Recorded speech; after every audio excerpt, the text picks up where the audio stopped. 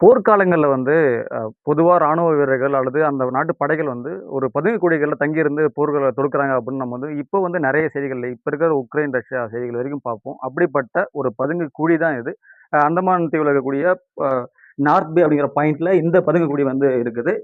ஜப்பானியர்களால அமைக்கப்பட்ட இந்த பதுங்கு குழியில எனக்கு தெரிஞ்சு இங்க நின்னோம்னா ஒரு 30 பேர் போல நிக்கலாம். இங்கிருந்து பதுங்கிக்கலாம். ஆங்கிலேயர்களோட சண்டை போடும்பொழுது, ஜப்பானியர்கள் இந்த பதுங்குகுழியிலிருந்து அவங்க வந்து பதுங்கி போர்கள தொடுத்திருக்காங்க. இந்த 4த் பாயிண்ட்ல வந்து இந்த பதுங்குகுழி அமைக்கப்பட்டது 1935கள்ல அமைக்கப்பட்டதா நமக்கு வந்து சொல்லப்படுது. இங்கிருந்து அவங்க வந்து குண்டுகள், அது வலுவான தாக்குதல்கள தொடுக்கும்பொழுது, இந்த பதுங்குகுழியிலிருந்து தங்கி பண்ணியிருக்காங்க.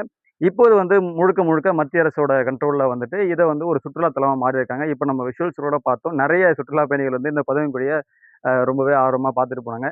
எப்படி இருந்த இடம் இப்படி ஆயிடுச்சு அப்படின்ற மாரி இது வந்து ஒரு போர் சூழல்கள்ல பதுங்கக்கூடியா இருந்த இடம். இப்போ வந்து ஒரு அழகான சுற்றுலா தலமா மாறி இருக்குது. நீங்க அந்தமானுக்கு வந்தீங்க அப்படின்னா, இந்த நார்த் பே அப்படிங்கிற பாயிண்ட்ல வந்து இந்த பதுங்கு குழிய நீங்க எக்ஸ்ப்ளோர் பண்ணலாம்.